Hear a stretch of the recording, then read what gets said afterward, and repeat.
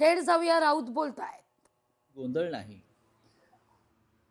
जे सध्या समोर काय महायुतीमध्ये जे काय चाललं आहे, हां, तसं आमच्याकडे अजिबात नाही आहे. आमचं घर दोघांचं आहे. आता काँग्रेस नाही आहे, त्यांना स्वबळ दाखवायचं आहे. शरद पवार साहेबांशी चर्चा होईल, पण मुख्य त्यातले जे मुंबईतले प्रमुख पक्ष आहेत ते शिवसेना आणि महाराष्ट्र नवनिर्माण सेना यांची आघाडी, आणि ही आघाडीच सत्ताधाऱ्यांसमोर आव्हान उभं करेल आणि करत आहे. महाराष्ट्राला आणि मुंबईला जाग आणण्याचं काम ही आघाडी नक्की करेल. एका व्यासपीठावर दोन्ही नेते नक्की का नाही ना. स्वरूप कसं असं आहे की आतापर्यंत कितीतरी वेळा माननीय उद्धव ठाकरे आणि माननीय राज ठाकरे एकत्र आले आहेत ना.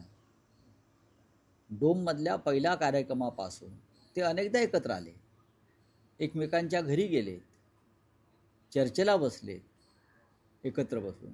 याच्यापेक्षा तुम्हाला एकत्र येणं म्हणजे नक्की काय म्हणायचं?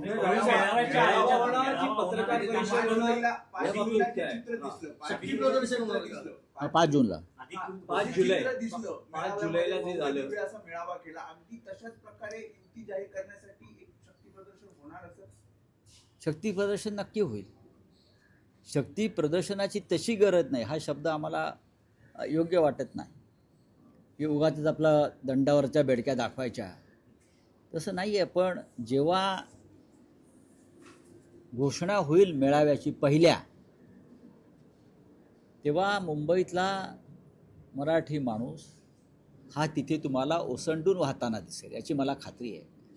अर्थात जागा वाटप आणि युतीची घोषणा ही कशा प्रकारे करावी, पत्रकार परिषदेत करावी की मेळाव्याच्या माध्यमातून करावी, त्याच्यावरती आमचा निर्णय आज होईल.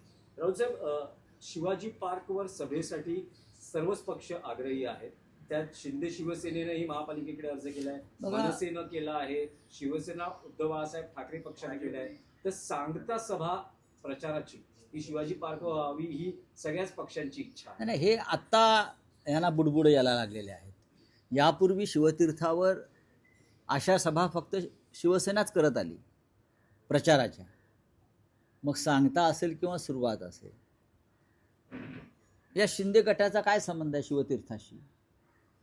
हां, शिंदे गटाचा शिवतीर्थाशी काय संबंध आहे त्याने एकदा सांगावं. अमित शहानी पक्ष तुमचा ताब्यात दिला म्हणजे तुमचा शिवतीर्थाशी संबंध नाही. तुम्ही अमित शहाची टेस्ट्यूब बेबी आहात, बरं का? तुम्ही अमित शहाची टेस्ट्यूब बेबी आहात, तुमचा नॅचरल जन्म नाही आहे. चुनाव आयोगाचे डॉक्टर, सर्वोच्च न्यायालयाचे डॉक्टर यांनी एकत्र येऊन तुम्हाला जन्माला घातलेला आहे. तात्पुरता जन्म आहे, लक्षात घ्या. तुमची व्यवस्था तात्पुरती आहे. त्याच्यामुळे शिवतीर्थावरती आम्ही सभा घेणार वगैरे असे गर्जना करू नका. दुसरे भारतीय जनता पक्ष त्यांनी कधी सभा घेतल्या शिवतीर्थावर? सांगावं ना. शिवतीर्थाशी संबंध हा ठाकरेंचाच आहे. त्याच्यामुळे आम्ही किंवा महाराष्ट्र नवनिर्माण सेनेने केलेली मागणी जी आहे ही नैतिकदृष्ट्या आणि भावनिकदृष्ट्या योग्य आहे. त्यांचा जागा वाटपाचा पहिला टप्पा पुढे गेलेला आहे. कोणाचा? भाजप आणि शिंदेच्या शिवसेनेचा. ते अजून टप्पाच खेळत आहेत, बरं का? त्यांना टप्प्यातच राहू दे. बघा, शिवसेना जी त्यांची आहे डुप्लिकेट, महाराष्ट्राचं भाजपा युनिट त्यांच्याबरोबर कोणत्याही पद्धतीनं काम करायला तयार नाही. हे अमित शहाने लादलेलं लग्न आहे. हां, ते मनानं मोडलेलं आहे. पण ही जी वधू आहे शिंदे, तिला काही करून भाजपच्या चरणाशी बसायचंच आहे. त्याच्यातून सगळे गोंधळ सुरू आहेत.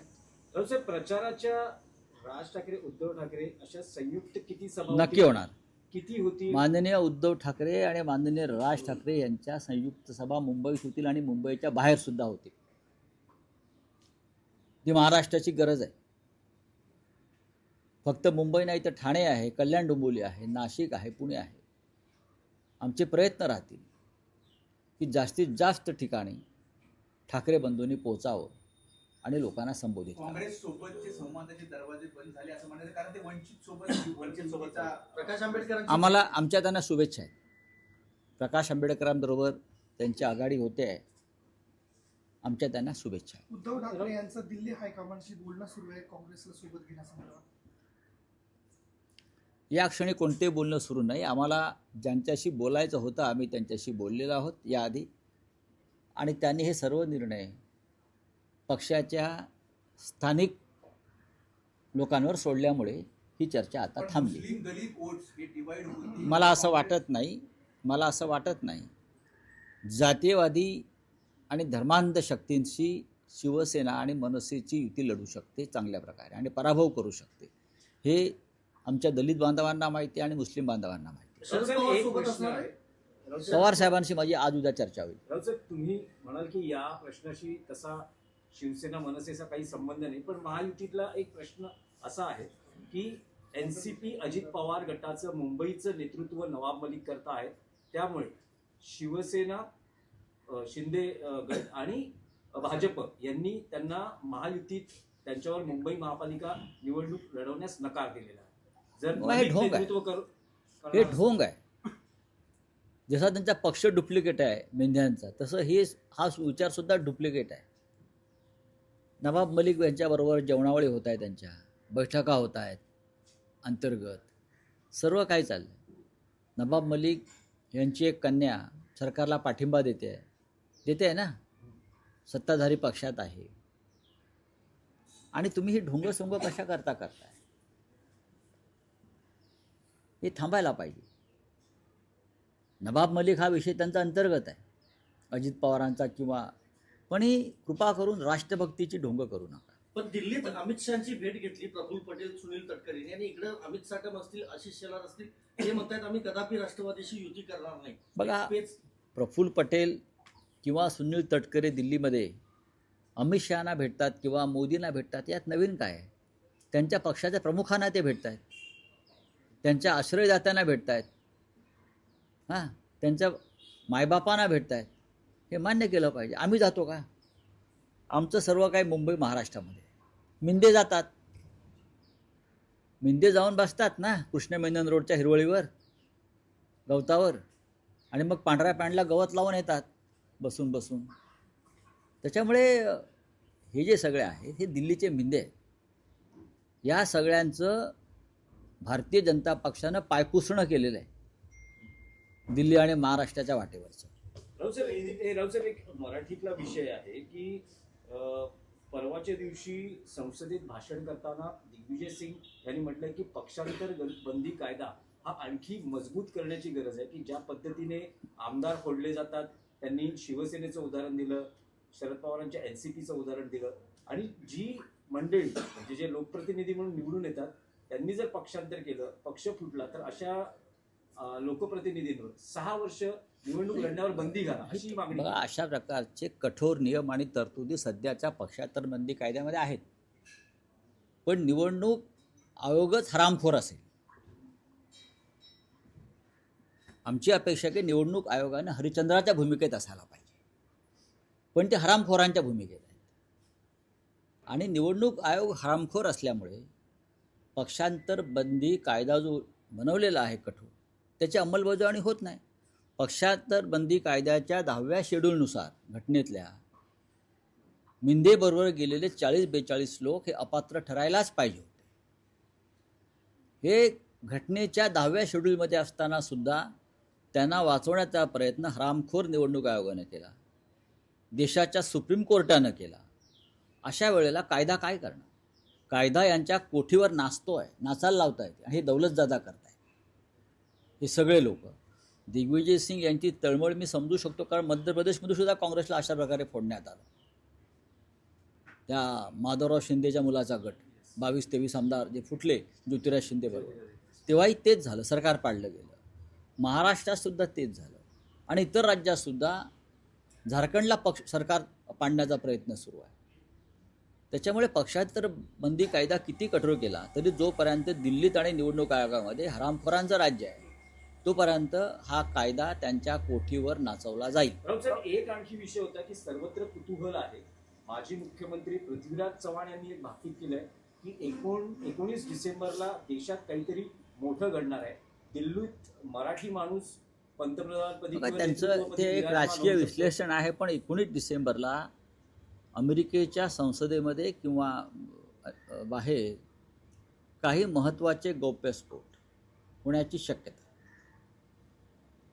जे काही पेपर्स निघणार आहेत तिथून, कुठलं एक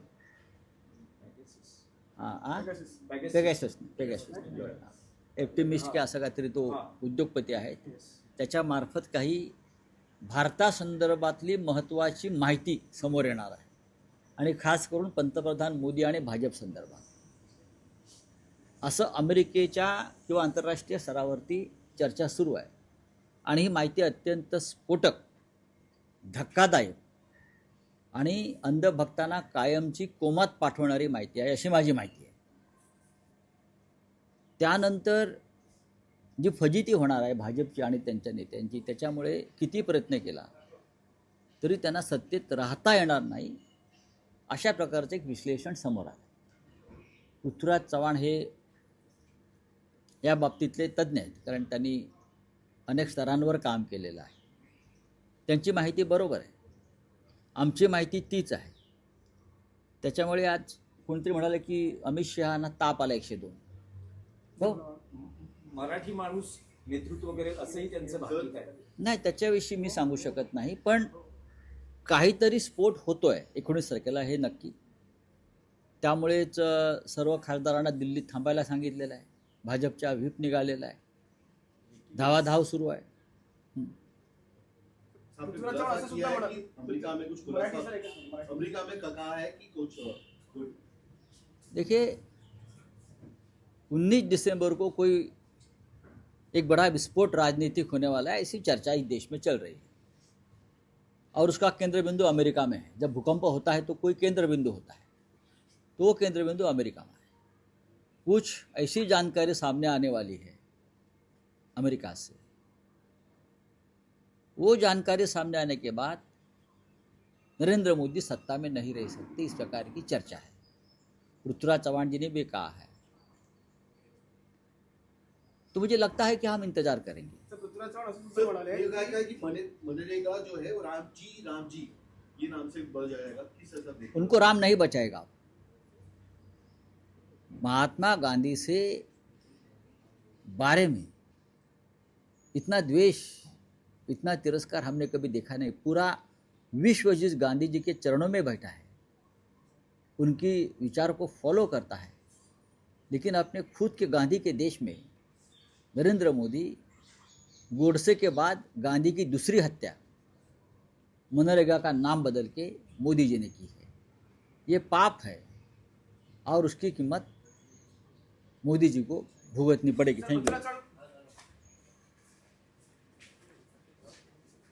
त्यात महत्वाची बातमी, खासदार संजय राऊत यांच्या पत्रकार परिषदेत 5 मुद्दे फार महत्वाचे आहेत. एक तर शिंदेची शिवसेना म्हणजे अमित शहांची टेस्ट ट्यूब बेबी आहे असं राऊत म्हणतात.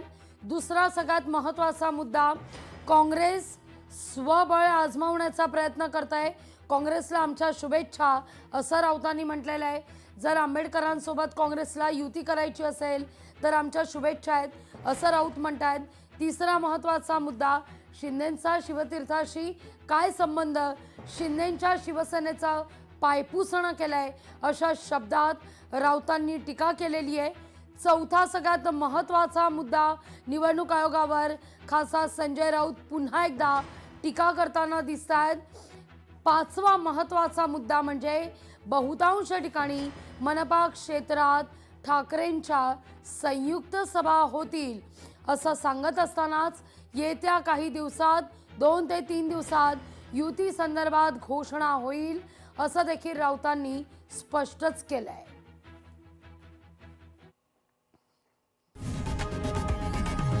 लोकशाही मराठी ऐका, पहा, जागरूक रहा.